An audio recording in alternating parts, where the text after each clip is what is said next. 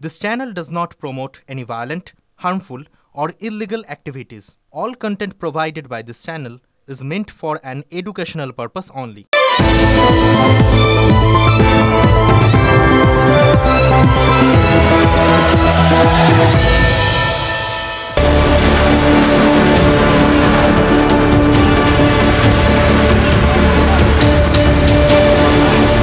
অনেক কষ্ট করে মেয়েটা আজকে এখানে এসেছিল।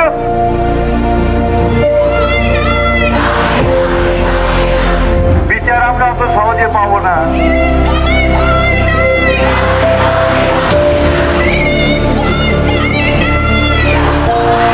এক মাস একদিন 31শে মাস গেছে।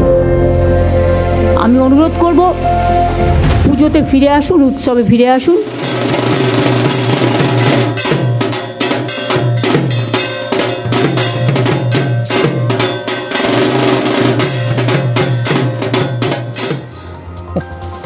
পিতৃপক্ষের শেষে তর্পণ, আর তারপরে শুরু হয় দেবীপক্ষ, মাতৃপক্ষ, শুরু হয় উৎসব। দেখুন, শোকের শেষে যে প্রতিবাদ থাকে, মানে এরকম পরপর একটার পর একটা যদি আমরা ধরি আর কি, তাহলে ওই শোকের শেষে প্রতিবাদের কথাটা তো বাংলার মানুষ জেনে গেছে। কিন্তু প্রতিবাদ তর্পণের শেষে তারপর যে উৎসব আসে, এটা এতদিন জানা ছিল না। মনে করিয়ে দিলেন মুখ্যমন্ত্রী। গত এক মাস ধরে পশ্চিমবঙ্গের মানুষ শোক পালন করছেন। আর কতদিন করবেন? কতটা পথ হাঁটলে তবে পথিক বলা যায়? এই প্রশ্নটা চেনা জানা শোনা। কিন্তু কতটা প্রতিবাদ করলে তবে প্রতিবাদ পূর্ণতা পায়, অথবা প্রতিবাদের ঘোড়া পূর্ণ হয়, বা সোজা বাংলায় কোটা কমপ্লিট হয়? এই প্রশ্নের উত্তর এতদিন জানতাম না। ইনফ্যাক্ট এই প্রশ্নটা কাউকে করতেও শুনিনি। তাই জানি না সিঙ্গুর, নন্দীগ্রাম বা তিলোত্তমার ঘটনায় প্রতিবাদের মেয়াদ আলাদা আলাদা হতে পারে কিনা, জানেন তো? হলেও এক একটা প্রতিবাদের মেয়াদটা নির্দিষ্ট করে দেওয়ার দায়িত্বটা কার, সেটাও তো জানা দরকার। কে বলবে যে অমুক ঘটনা হলে এক সপ্তাহ প্রতিবাদ, তমুক ঘটনা এক মাস, ঠিক আছে, তো ওটা হলে এক মাস একদিন। মুখ্যমন্ত্রী মমতা বন্দ্যোপাধ্যায় আজ বলেছেন যে এক মাস একদিন হয়ে গেছে, এবার পুজোয় ফেরা উচিত, উৎসবে ফেরা উচিত। কিন্তু ফিরবো বললেই ফেরা যায় নাকি? 9ই আগস্ট RG কর হাসপাতালের ওই এমার্জেন্সি বিল্ডিংয়ের 4 তলায় চেস্ট মেডিসিনের PGT তিলোত্তমার দেহ তো উদ্ধার হয়েছিল, মনে আছে? নিশ্চয়ই মনে আছে, বলেননি কেউ।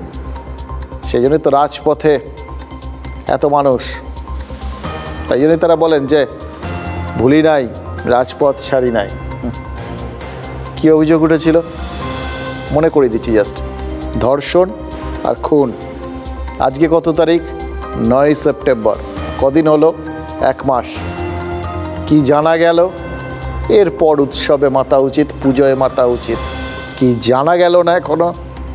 তিলোত্তমার ধর্ষণ আর খুনের পেছনে এক নাকি অনেকে, কজন ছিল?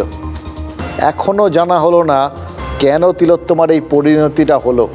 নেহাতি বিকৃত মনস্ক বা মনস্কদের টার্গেট হলো মেয়েটা, নাকি অন্যায়ের বিরুদ্ধে মুখ খুলেছিল বলে এই তিলোত্তমার মুখটা চিরকালের জন্য বন্ধ করে দেওয়া হলো? অর্থাৎ মুহূর্তের উত্তেজনায় ঘটে যাওয়া অপরাধ, নাকি সুপরিকল্পিত একটা ক্রাইম? এই প্রশ্নগুলোর উত্তর কিন্তু জানা হলো না, এখনো পাওয়াও হলো না।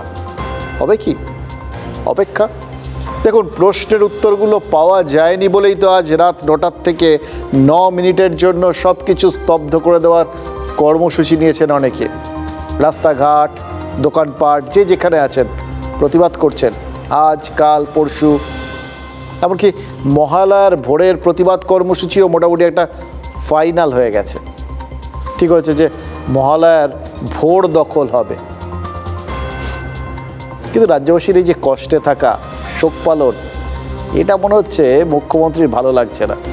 আসলে নিশ্চয়ই তিনি অনেক কিছু ভাবছেন, জানেন তো। রাজ্যবাসী মাসখানেক ধরে এরকম মুষড়ে রয়েছে, কষ্ট পাচ্ছে টানা, প্রতিবাদ করছে। কিন্তু মানে বাড়ি ঘর ছেড়ে এরকম টানা প্রতিবাদ, এর তো একটা শেষ হওয়া উচিত। উৎসবের মরশুম, এত মানুষ বেরোবেন, আনন্দ করবেন। সম্বৎসরে তো ওই একটাই সময় বাঙালি, তাই জন্যই তো ওই 4 দিনের উৎসবটা টানতে টানতে এখন প্রায় মাসখানেকের কাছাকাছি চলে যাওয়ার একটা পরিকল্পনা হয়েছে আর কি। আর সেইখানে ভাবুন তো, এরকম মানুষজন মেতে উঠলে টানা এতদিন আনন্দে থাকবেন, কার না ভাল লাগে? ভাবুন তো ওই সময় কত টাকা এই হাত থেকে ওই হাতে যাবে, ব্যবসা বাণিজ্য, দোকানপাট সব রমরম করে উঠবে। সোজা বাংলায় বাংলার অর্থনীতিটা কত চাঙ্গা হবে ভাবুন তো। আর এই যে আলো ঝলমলে প্যান্ডেলগুলো, নানান থিম, প্রচুর খরচ, কেউ কেউ বলবেন অপচয়, আতেলদের মতো। ওটা গায়ে মাখতে নেই তো, সেটা বুঝিয়ে দিয়েছেন। কত কোটি টাকার ব্যবসা হয়, অর্থনীতিতে কত টাকা আসে, সেই টাকাটা ওই প্যান্ডেলের আলো মাখা পথ বেয়ে একটু অন্ধকার মাঝখানে আছে, কিন্তু আলটিমেটলি একদম ওই প্রান্তিক কত মানুষের হাতে পৌঁছয় বলুন তো, কত মানুষের সংসার চলে। দেখুন, মুখ্যমন্ত্রীকে তো রাজ্যের সব মানুষের কথা ভাবতে হয়, তাই না? তাই জন্যই বোধহয় তার মনে হচ্ছিল যে চারপাশে বড্ড বেশি নেগেটিভ এনার্জি হয়ে যাচ্ছে, এবার একটু পজিটিভ এনার্জি আনা দরকার।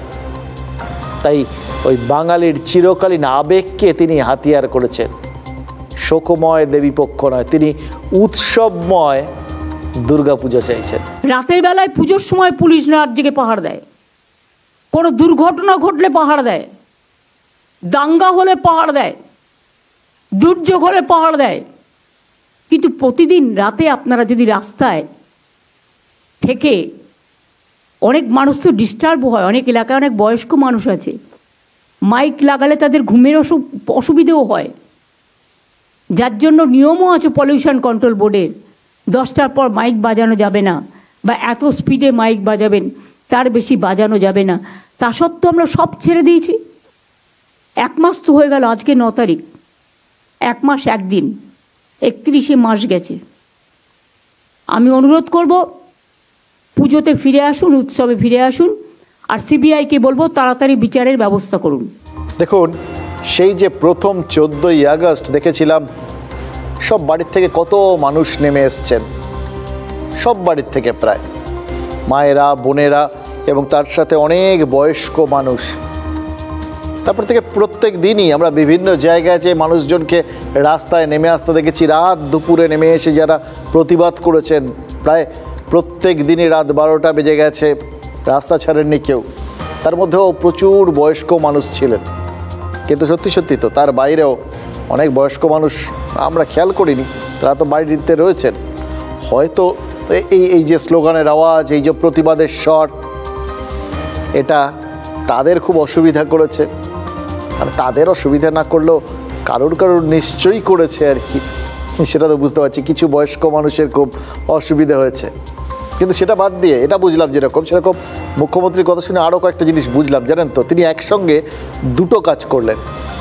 1, কলকাতা পুলিশের প্রশংসা করলেন, আর 2, ওই প্রতিবাদটায় দাঁড়ি টানতে চাইলেন। অনেক হয়েছে, এবার প্রতিবাদ বাদ দিন।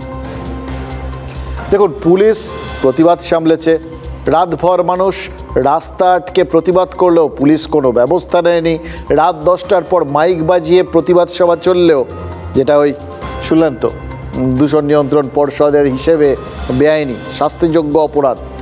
এত সব অন্যায় মানুষজন করেছে, রোজ রোজ রাস্তায় নেমে এসছে, রোজ রোজ স্লোগান দিয়েছে, ওই একটা ব্যাপার নিয়ে দোষারোপ করেছে, প্রতিবাদ করেছে, সুবিচার চেয়েছে। এই এত কিছু, এত অন্যায়, এগুলোর পরেও পুলিশ কিন্তু ব্যবস্থা নেয়নি। এই কথাগুলো বলার মানে তো পুলিশ করতে পারতো, কিন্তু করেনি। আচ্ছা, করেনি মানে এমন না তো যে পুলিশ কোনো দিনই করবে না। মুখ্যমন্ত্রী কি সেটাই ওই প্রতিবাদীদের বুঝিয়ে দিতে চাইলেন? মানে সাবধান করে দিতে চাইলেন তো? দেখুন, আইন শৃঙ্খলা রক্ষার বিষয়টা যাদের হাতে, মানে পুলিশ এবং প্রশাসন, এদের ওপরেই তো এই রাজ্যটাকে ঠিকঠাক রাখার দায়িত্ব, তাই না? তাই তাদের যেটা কর্তব্য, তাদের যে রাস্তায় চলার কথা, সেটা তারা মানুষকে মনে করিয়ে দেবেন, এতে আর অস্বাভাবিক কী আছে? এটাই তো তাদের কাজ। আর পুজো আর প্রতিবাদকে কিছু লোক কি মিশিয়ে দিতে চাইছিলেন? যারা চাইছিলেন তাদের কি সতর্ক করে দিলেন মুখ্যমন্ত্রী? কয়েকদিন আগে বারাসাতে 18 জন প্রতিবাদীকে গ্রেফতার করেছিল পুলিশ। খুনের চেষ্টার মতো কড়া 16টা ধারায় পুলিশ মামলা দিয়েছিল।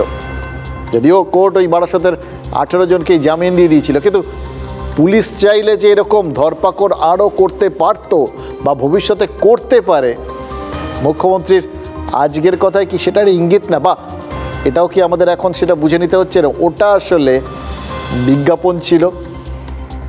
কি করা যায় সেটার অ্যাকচুয়াল কি করা যায় এটা হতে পারে ভবিষ্যতে।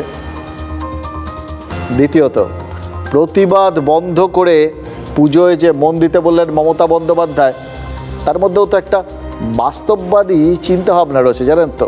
দেখুন, ছোটরা তারা যখন দুষ্টুমি করে বা অনেকক্ষণ খেলাধুলো করে, বাবা মায়েরা যেরকম বলেন অনেক খেলেছো, যে আবার পড়তে বসো, মুখ্যমন্ত্রীর কথাটাও সেরকম না। তিনি তো অভিভাবক, তাকে তো বলতেই হবে কেউ যদি এরকম উল্টোপাল্টা কাণ্ড কারখানা করে। আরে ভবিষ্যতের কথা তো মাথায় রাখতে হবে, ভবিষ্যৎটা খুব ইম্পর্টেন্ট সবার কাছে। কিন্তু খেলা আর প্রতিবাদ এটা যেরকম এক নয়, তেমনি পুজো আর উৎসব এই দুটোই কি এক? মানে জাস্ট বোঝার জন্য ভাবছিলাম, জানেন তো। মানে পুজো হচ্ছে মানুষের বিশ্বাস, পুজো মানুষের আবেগ। বাঙালি পুজোর অপেক্ষায় থাকে।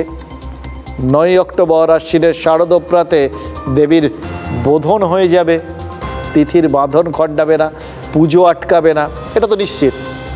পুজো বন্ধ করে প্রতিবাদের কথাও কেউ বলছেন না। আসলে অনেকেই যে চাইছিলেন যে এই প্রতিবাদটা আমাদের জীবনের অঙ্গ হয়ে যাক, আমাদের সব কিছুতে, শোকে আনন্দে সবসময় যাতে প্রতিবাদটা থাকে, এটা তো কেউ চাইছিলেন। এটা অবশ্য মানে তারা যে অন্য সব কিছু বন্ধ করে এটা চান না, এটা তারা যেরকম জানেন সেটা রাজ্যের প্রশাসনিক প্রধানও জানেন। তারপরেও তাকে এই কথাগুলো, এই সতর্কবার্তাগুলো কেন দিতে হলো?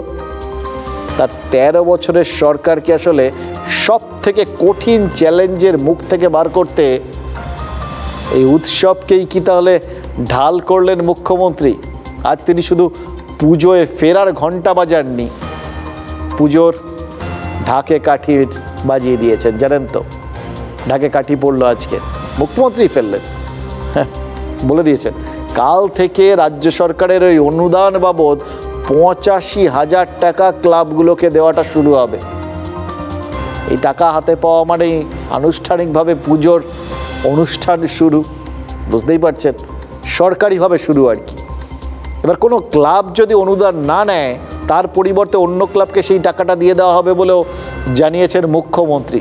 বলেছেন তার মানে তাদের ওদের টাকার দরকার নেই, তাদের নিজেদের ক্ষমতায় পুজো করার ক্ষমতা আছে। মানে যারা অনুদানের টাকা নেন তাদের সবার যে সেই ক্ষমতাটা নেই, এটা মুখ্যমন্ত্রী খুব ভালো করে জানেন। আরও একটা কথা, অনুদানের টাকা যে সব ক্লাব নেবে না, এই সম্ভাবনার কথা কি রাজ্য সরকারই স্বীকার করে নিল? মানে কেউ একটু বেকাপথে হাঁটছেন আর কি, এটা সরকার বুঝেছে। তাই মুখ্যমন্ত্রী এই যে উৎসবে ফিরতে বললেন, প্রশ্ন তো একটাই, আলটিমেটলি তার যে কথাগুলো আজকের এই আবহে সত্যি কি পজিটিভ এনার্জি আনলো? বাঙালি কি তার কথাগুলো পজিটিভলি নিল? ঘরেও দুর্গাপুজো হতো, আমার মেয়ে নিজে করতো, সেটা তো আমার বাড়িতে তো কোনোদিন আর দুর্গাপুজোর আলো জ্বলবে না। আমার ঘরের প্রদীপ নিভে গেছে, আমি কি করে মানুষকে বলবো উৎসবে ফিরতে বলুন? আমার মেয়েটাকে যেমন গলা টিপে ওখানে মারা হয়েছে, সব প্রমাণ লোপাট করা হয়েছে, ওটা এখন মানে আন্দোলনের গলা টিপে মারতে চেয়েছেন, আর কি বলবো? কি বলবো বলুন তো, মানে খুবই কষ্টের, মানে এই কথাগুলো শোনা এবং এগুলোকে গ্রহণ করা খুব কষ্টের। এই বিষয়ে আমার বলা খুব নিষ্প্রয়োজন, কারণ আমার মনে হয় সাধারণ মানুষ এই মুহূর্তে সবটাই জানে, সবটাই বিবেচনা করতে পারছে। সিএম বল রही है कि उत्सवे फिरे আসুন। গায়ে মানে না আপনি মোড়ল, আপনার কাছে কেউ চেয়েছে যে রাজ্যের মানুষ উৎসব করবে না তারা শোক করবে? আরে শাক দিয়ে মাছ ঢাকতে চাইছেন, সেই মাছ পচে গেছে, যত ঢাকতে চাইছেন তত দুর্গন্ধ প্রতিদিন বেরোচ্ছে। তাই রাজ্যের মানুষের কাছে আমাদের আবেদন, দম দেখানোর সময় এসেছে। বাংলার মানুষ এই উৎসব মন খারাপ নিয়েই পালন করবে। মাননীয় মুখ্যমন্ত্রী আনন্দ উচ্ছ্বাস হয়েছে, উনি ওনার ভাতিজাদেরকে নিয়ে আনন্দ করুন, কোনো অসুবিধা নেই। একদিকে আবেদন আর একদিকে আকুতি। একদিকে মমতা বন্দ্যোপাধ্যায়ের পুজো আর উৎসবে ফেরার বার্তা, আবেদন, আরেকদিকে তিলোত্তমার মায়ের কান্না। আজকের পর কি নাগরিক সমাজ দু নৌকায় পা দিয়ে দাঁড়িয়ে থাকবে? এটা তো বড় প্রশ্ন। দুটোই তো তাদের কাছে বড় আবেদন, তাই না? দুটোরই টান মারাত্মক।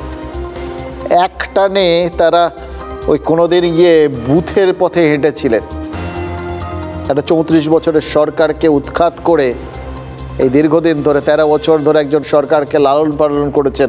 এই জাস্ট কিছুদিন আগেও 213টা আসন, কম তো না। সেইখান থেকে আরও সংখ্যাটা বেড়ে গেছে। এবার এই রকম একটা আবেদন, এরকম একটা টান, এটাকে অগ্রাহ্য করা কি সত্যি খুব সহজ? কিন্তু ওই আরেক মা যার সামনে পুজো কমপ্লিটলি অন্ধকারময় হয়ে গেছে এরপর থেকে, তার বাড়ির দুর্গা আর কোনোদিন বাড়িতে আসবে না, তার আবেদন, তার টান, ওই টানেই তো তাকে সুবিচার পাইয়ে দেওয়ার জন্যই তো এই এত অসংখ্য মানুষ প্রত্যেক দিন রাত জাগছেন, রাস্তায় বেরোচ্ছেন, যেটা বাংলা কিন্তু কোনো দিন দেখেনি। মানুষের আন্দোলন। এর সঙ্গে অবশ্য আরেকটা জায়গা আছে, সেটা হচ্ছে রাজনীতির আন্দোলন, রাজনীতির জায়গাটা। রাজনীতির মতো চলছে। তার মধ্যে দুটো ঘটনা খুব চোখে পড়ছে, জানেন তো। ওই সিপিআইএমের মঞ্চে, প্রতিবাদ মঞ্চে, সেখানে সামনে দাঁড়িয়ে বক্তব্য রাখছেন মীনাক্ষী, আর পেছনে দাঁড়িয়ে রয়েছেন মোহাম্মদ সেলিম আর সূর্যকান্ত মিশ্র। একজন প্রাক্তন রাজ্য সম্পাদক আর একজন বর্তমান রাজ্য সম্পাদক, আর সামনে ভবিষ্যৎ কণ্ঠ। বা তারা ভবিষ্যৎকে এগিয়ে দিয়েছেন, প্রবীণরা নবীনকে এগিয়ে দিয়েছেন, কারণ এই আন্দোলনের মুখগুলো অনেকটাই তো নবীনরাই। এই প্রজন্মটা ভয়ঙ্কর, জানেন তো, মানে এরাই তো ভবিষ্যৎও বটে। তাই জন্য ভবিষ্যতের মধ্যে অনেকেই, যখন নবীনরা এগিয়ে আসেন, অনেকেই কোথাও গিয়ে সিঁদুরে মেঘ দেখতে পান। এবার দেখুন সুকান্ত মজুমদারের বক্তব্যটা, দুটো কমপ্লিটলি ভিন্ন মতাদর্শের দল, কিন্তু বক্তব্যের রেশ, বক্তব্যের সুর এক। লড়াইয়ের জায়গাটা ছাড়া চলবে না যে কোনো পরিস্থিতিতেই। এবার রাজনীতির মতো করে চলবে, কিন্তু এই কোথাও গিয়ে রাস্তায় পড়ে থাকা এবং নবীন প্রজন্মের এগিয়ে আসা, এই বিষয়টা দেখে মনে হচ্ছিল যে রাজনীতি কোথাও গিয়ে এদের বাইরেই তো অসংখ্য মানুষ নেমেছেন, পতাকা নেই, তারা তাদের মতো করে নেমেছেন, তাদের একটা পরিচয়, একটাই পরিচয়, কোনো রাজনৈতিক পতাকা নেই। তারা মনে করেন তারা সাধারণ মানুষ। এবার এই সাধারণ মানুষের পতাকা তো জাতীয় পতাকা, সেটাকে আপনি কি করে প্রতিপক্ষ বলে ধরবেন? মুশকিলের ব্যাপার। রাজনৈতিক দলগুলোর কাছে কিন্তু এই অরাজনৈতিক আন্দোলনটা, সেটা বেশ ধাঁধার মতো, সিলেবাসের বাইরে থাকা একটা জিনিস আর কি। বুঝতেই পারছেন, সহজ সরল ব্যাপার। আজ সুপ্রিম কোর্টে এই তিলোত্তমার খুন আর ধর্ষণের যে শুনানিটা ছিল, সেটা নিয়ে তো মানে কত দিন ধরে সবাই একদম দাঁতে দাঁত চেপে অপেক্ষা করছিলেন। সবারই মধ্যে একটা কোথাও গিয়ে আশা তৈরি হচ্ছিল, এমন কিছু হবে, এমন কিছু ঘটবে যার থেকে তারা একটা বুঝতে পারবেন যে আলটিমেটলি তিলোত্তমা তিনি সুবিচারটা পাবেন, তো কিছু তো ইতিবাচক জানা যাবে। এবং দেখুন, রাজ্য সরকার তারা প্রথম থেকে বলেছে, মমতা বন্দ্যোপাধ্যায় প্রথম থেকে বলেছে, তিনিও চান কোথাও গিয়ে অপরাধীরা ধরা পড়ুক, শাস্তি হোক, চরমতম শাস্তি। তা আইন টাইন বানিয়ে ফেলেছেন তার জন্যে, বিধানসভায় ফাঁসি চেয়েছেন, বলেছেন সেই আইনের দেখে আর কি কেন্দ্রীয় সরকারেরও তাদের আইন টাইনগুলো ঠিকঠাক করে নেওয়া উচিত, বা এটাকেই আইনে পরিণত করা উচিত। সুতরাং তারাও নিশ্চয়ই এমন কিছু বলবেন না, করবেন না, যাতে কোথাও গিয়ে তিলোত্তমার সুবিচার পাওয়ার রাস্তাটা বন্ধ হয়ে যায়। এটা লোকের আশা ছিল, হোপ এগেনস্ট হোপ আর কি, আরও অন্য আশাগুলোও ছিল। কিন্তু ঘন্টা দুয়েকের শুনানিতে রাজ্যের তরফ থেকে দাঁড়ানো ওই নামী এবং দামি আইনজীবী কপিল সিব্বাল, তিনি সব থেকে বেশি সময় কোথায় খরচ করলেন? আন্দোলন বন্ধ করার আর্জি জানিয়ে। প্রধান বিচারপতির বেঞ্চে মুখ বন্ধ খামে স্বাস্থ্য দপ্তরের যে স্ট্যাটাস রিপোর্টটা জমা পড়েছে সেই রিপোর্টটা উল্লেখ করে কপিল সিব্বল বলেছেন, জুনিয়র ডাক্তারদের কর্মবিরতির জেরে চিকিৎসা না পেয়ে রাজ্যে 23 জনের মৃত্যু হয়েছে, 6 লক্ষ মানুষ চিকিৎসা পায়নি। এবার দেখুন, সুপ্রিম কোর্ট তারা তো যাবতীয় আইন কানুনের ধারক বাহক শীর্ষ আদালত, সেখানে প্রধান বিচারপতিদের বেঞ্চ, যেখানে তাদের সামনে তুলে ধরা হচ্ছে যে যাদের কাজ চিকিৎসা করা, মানুষের জীবন বাঁচানো, তারা আন্দোলন করছেন কাজে যোগ না দিয়ে, এবং তার ফলে মানুষজন মারা যাচ্ছে, মানুষ ভুগছে। তারা সেখানে দাঁড়িয়ে কী বলবেন যে না ঠিক আছে, মানুষ মরুক, কোনো ব্যাপার না, ওরা আন্দোলন করছেন, খুব ন্যায্য আন্দোলন, এই আন্দোলনটা চালিয়ে যেতে হবে, বলবেন কখনো? ফলে যা বলার সেটাই বলেছে সুপ্রিম কোর্ট। আগামীকাল বিকেল 5টা পর্যন্ত সময় দিয়েছে, আর তার মধ্যে জুনিয়র ডাক্তাররা কাজে না ফিরলে রাজ্য চাইলে পদক্ষেপ করতেই পারে, আর কাজে ফিরলে এই কদিনের আন্দোলনের জন্য কোনো ব্যবস্থা নেওয়া যাবে না। দেখুন, সুপ্রিম কোর্টের আজকে শুনানির পর এই আন্দোলনের ভবিষ্যৎটা কী হবে, কি করবেন জুনিয়র চিকিৎসকরা, সেটা নিয়ে এখনও স্পষ্টভাবে কিছু জানা যায়নি। কিন্তু চিকিৎসকরা তারা হয়তো কাজে যোগ দেবেন এবং তারা যে যে দাবিগুলো করেছেন সেই দাবিগুলোতে অবিচল থাকবেন, এবং প্রত্যেকটা দাবি মানা হচ্ছে কিনা আলটিমেটলি, বা ওখানে ওই সুপ্রিম কোর্টে তাদের নিরাপত্তার জন্য তাদের যা যা দাবি ছিল সেই অনুযায়ী সুপ্রিম কোর্ট যে যে বিষয়গুলো দেখার কথা বলেছে, অর্থাৎ সে সিসি ক্যামেরা হোক বা নিরাপত্তা হোক বা কাউকে শাস্তি না দেওয়া হোক, এই প্রত্যেকটা জিনিস অক্ষরে অক্ষরে পালিত হচ্ছে কিনা সেটা তারা দেখবেন। রাজ্য কিন্তু ধাপে ধাপে বুঝিয়ে দিয়েছে, জানেন তো, প্রত্যেকটা ধাপে সুপ্রিম কোর্টের ডিরেকশনের পর সরকার প্রয়োজনে অ্যাকশন করতেই পারে, অ্যাকশনে যেতেই পারে। তাদের তো আজকে কপিল সিব্বলের যে বক্তব্য ছিল দুটো দিকে, এক, এই জুনিয়র ডাক্তারদের আন্দোলনটাকে, মানে তারাই তো এই আন্দোলনের ধারক বাহক, তারাই শুরু করেছিলেন, তাদেরই শুরুতে দাবিয়ে দেওয়া, এবং তার সঙ্গে যে মানুষজন, সাধারণ মানুষজন যাদের ওই অবয়ব নিয়ে একটা দ্বন্দ্বে সরকার নিজে রয়েছে আর কি, তো তাদের এই যখন তখন রাস্তায় নেমে পড়া, রাস্তার মধ্যে অবস্থান করা, স্লোগান দেওয়া, প্রতিবাদ করা, এটাকে বন্ধ করা, এর জন্যও তারা সুপ্রিম কোর্টের দ্বারস্থ হয়েছিলেন। প্রধান বিচারপতির কাছে এই আবেদনটা তো কপিল সিব্বল জানিয়েছেন, কিন্তু এই ব্যাপারে বিশেষ কিছু তারা পাননি, কারণ সেক্ষেত্রে তো আবার সুপ্রিম কোর্ট আগেই বলে দিয়েছে যে শান্তিপূর্ণ কোনো আন্দোলনে সেখানে রাজ্য সেখানে কোথাও গিয়ে বন্ধ করতে পারবে না, তাদের প্রতিবাদ জানানোর অধিকারটা কেড়ে নিতে পারবে না। এবার আরও একটা তো জায়গা আছে, সেই জন্যই সুপ্রিম কোর্টের ক্ষেত্রে কিছু বলেনি। সেটা কি, একটা পলিটিক্যাল পার্টি তারা যদি রাস্তায় নামে, তাদের একটা ওই বললাম চেহারা আছে, সেই চেহারা, সেই পতাকার জন্য সেই পলিটিক্যাল পার্টিকে দায়বদ্ধ থাকতে হয়, সেই জন্য তাদের থামিয়ে দেওয়াটা সহজ, সেই জন্য তাদের অনুমতি নিতে হয়। কিন্তু যদি হাজার হাজার মানুষও তারা নিজেদের ব্যক্তিগত তাগিদে সবাই একক হিসেবে এসে জমা হন, প্রত্যেকে ব্যক্তিগত তাগিদ, কোনো আলাদা রাজনৈতিক পরিচয় নেই, রাজনৈতিক এজেন্ডা নেই, কিচ্ছু নেই, কিন্তু প্রত্যেকে একে একে জড়ো হতে হতে যদি লাখও হয়ে যান, তাদের সেই ব্যক্তিগত উদ্যোগটাকে কোনোভাবেই আটকানো যায় না, কারণ সেটা আমাদের ফান্ডামেন্টাল রাইটসের মধ্যে পড়ে। প্রতিবাদ জানানোর, বাক স্বাধীনতা, মনের ভাব প্রকাশের স্বাধীনতা, কোনো জায়গায় যাওয়ার স্বাধীনতা, এটা আটকাতে গেলে তো এমন কোনো আইন শৃঙ্খলার পরিস্থিতি হবে যেখানে হয়তো ওই আগের 144 এখনকার 163 ধারা প্রয়োগ করে মানুষজনকে একত্রিত হওয়াটাই বন্ধ করে দিতে হবে। সেটা তো একটা চরমতরম অবস্থান। ফলে সুপ্রিম কোর্ট ওই বিষয়টায় যায়নি, কিন্তু ওই ডাক্তারদের ক্ষেত্রে কাজে যোগ দেওয়ার কথা বলেছে। এবার এই বিষয়টা অন্তত একটা তো হয়েছে, সুপ্রিম কোর্টের অবস্থান পরিষ্কার হতে না হতেই তাই স্বাস্থ্য সচিবকে সব হাসপাতালের পরিস্থিতি খতিয়ে দেখার নির্দেশ দেন মুখ্যমন্ত্রী। আর তার কয়েক ঘন্টা পর মুখ্যমন্ত্রীর প্রধান পরামর্শদাতা থেকে শুরু করে ডিজি, স্বাস্থ্য সচিবকে নিয়ে বৈঠক করে মুখ্য সচিব জানিয়ে দেন সুপ্রিম কোর্টের বেঁধে দেওয়া সময়সীমা পর্যন্তই অপেক্ষা করবে রাজ্য।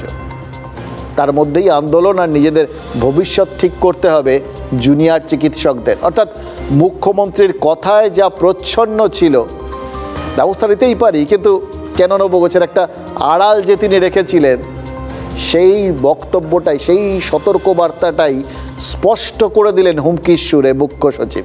নারায়ণ, তুমি আজকে সুপ্রিম কোর্টের অর্ডারটা দেখে নাও, রেসপেক্ট দাও সুপ্রিম কোর্টের অর্ডারকে রেসপেক্ট দিয়েই। Yes madam.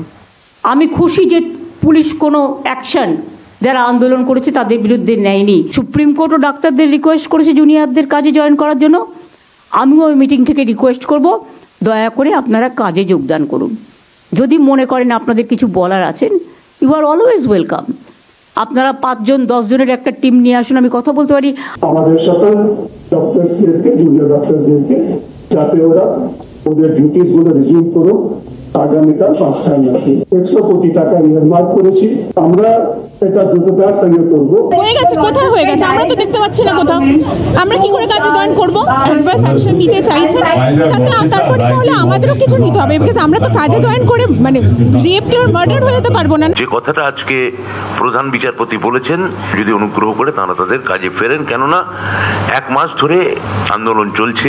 এখন অবধি 23 জন মানুষ, সাধারণ মানুষ পরিষেবা না পেয়ে প্রাণ হারিয়েছিলেন। হাসপাতালে কিন্তু এমার্জেন্সি সার্ভিসেস প্রথম দিন থেকে চলছে, পেশেন্ট অ্যাডমিশন হচ্ছে, পেশেন্ট ট্রিটমেন্ট হচ্ছে, পেশেন্ট এবং সুস্থ হয়ে বাড়িও ফিরছে। ওপিডিও কিন্তু চলছে, মানে আমাদের ভিজিটিং ভিএস ভিপিরা কিন্তু অনবরত ওপিডিতে কাজ করছেন। সিকিউরিটি তো আমাদের সেকেন্ড ডিমান্ড ছিল, ফার্স্ট ডিমান্ড কে ছিল? জাস্টিস। তো জাস্টিস না পেলে কি করে কাজে যোগ দেবো আমরা? দেখুন, দুটো জিনিস খেয়াল করার মতো। প্রথমে মুখ্যমন্ত্রীর বার্তা, আর তারপর রাজ্য প্রশাসনের শীর্ষকর্তাদের একসঙ্গে বসে দেওয়া বার্তা, এবং সবশেষে তৃণমূল কংগ্রেসের তরফে ব্রাত্য বসুর আবেদন।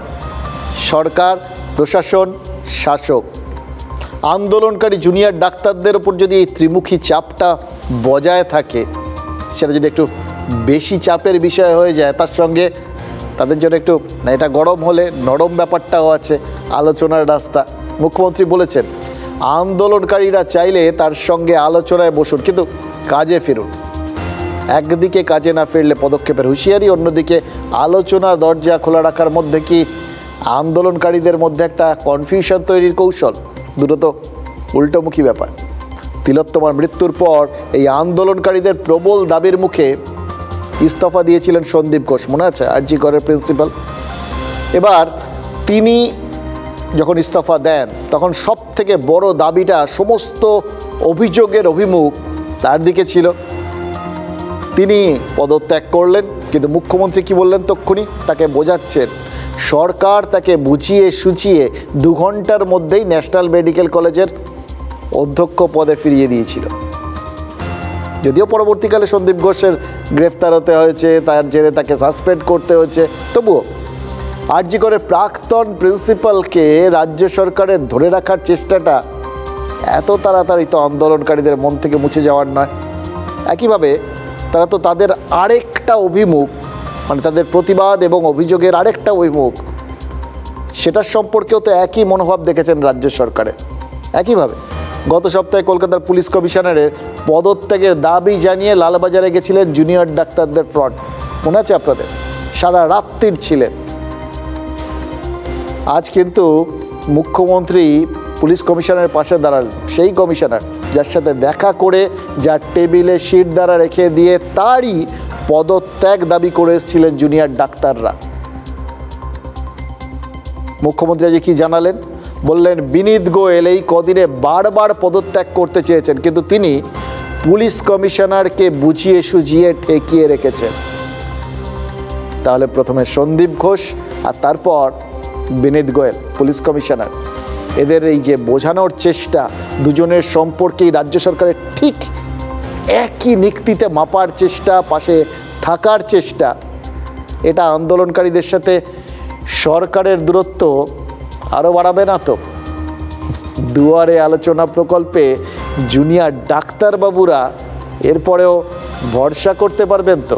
কলকাতা পুলিশ কমিশনার আমার কাছে নিজে এসছে অনেকবার পদত্যাগ করার জন্য, গত 7 দিন আগে।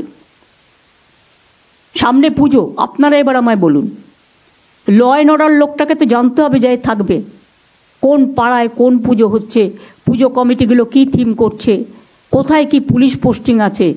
এটা পুজোর সময়, কিছুদিন ধৈর্য ধরলে কি মহাভারত অশুদ্ধ হয়। আপনারা ঠিক করবেন সবাইকে চেঞ্জ করতে হবে। যতটা বলছেন যতটা পারছি আমরা করছি। আপনি আমাকে 10টা ডিমান্ড দিতে পারেন, আমি 5টা করতে পারি, 5টা নাও করতে পারি। আমি তো অলরেডি ইতিমধ্যে অনেকগুলো করে দিয়েছি। তাহলে মাননীয় মুখ্যমন্ত্রী এটাই বলতে চাইলেন যে তিনি মনে করেন যে সিপির রেজিগনেশন হওয়া উচিত ছিল। তাহলে যদি উচিত ছিল মনে করেন এবং এই আন্দোলনের বারবার যে সুর উঠে এসছে সেই সুরকে মান্যতা না দিয়ে শুধুমাত্র একটা পুজোর ছুতো দিয়ে রেখে দেওয়া কী প্রয়োজন ছিল? তাহলে তিনি তো, আমরা যে কথাটা বারবার বলছি যে আন্দোলনের সাথে রাজ্য সরকার সহমর্মী নয়, যে কথাটা বারবার আসছে সেই জায়গাটাতে সদর্থক পদক্ষেপ আমরা তার কাছ থেকে আশা করি। আচ্ছা, মুখ্যমন্ত্রীর কথার মানে কি আন্দোলনকারীরা ঠিক ঠিক বুঝেছেন? মানে যেটুকু করার করেছেন, সবটা করতে পারবেন না, সামনে পুজো, এবার পুজোর পর দেখুন না, একটু ধৈর্য ধরুন না, কি করি এ বলার মানে কি?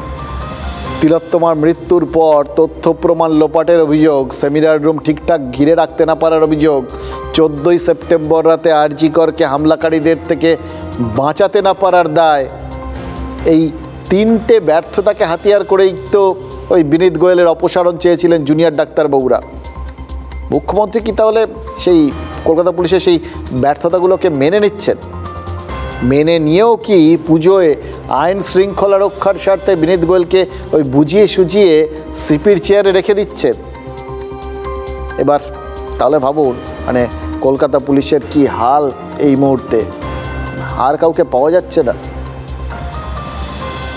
হ্যাঁ, এটা নিশ্চয়ই যারা প্রশাসন সামলান তাদের অনেক কিছু মাথায় রাখতে হয়। দেখুন, একটা জিনিস তো পরিষ্কার বোঝা যাচ্ছে যে মুখ্যমন্ত্রী এই মুহূর্তে পুরো দস্তুর পুজোর মোডে চলে গেছেন। পুজো সম্পর্কে ভাবনা চিন্তা, সেই সময়ের আইন শৃঙ্খলা, অর্থনীতি, এগুলোই তার মাথার মধ্যে এখন ঘুরছে।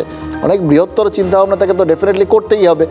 এবার পুজোর দিকে ফেরা মানে তো এই প্রশ্নগুলোর দিকেও ফিরে যাওয়া, যে প্রশ্নগুলোর কথা আজ কিছুতেই বলা যাচ্ছে না। আর সেই কথাগুলো বারবার বলতেই হচ্ছে, যে কথাগুলো আপনারা জানেন না বললেই নয়।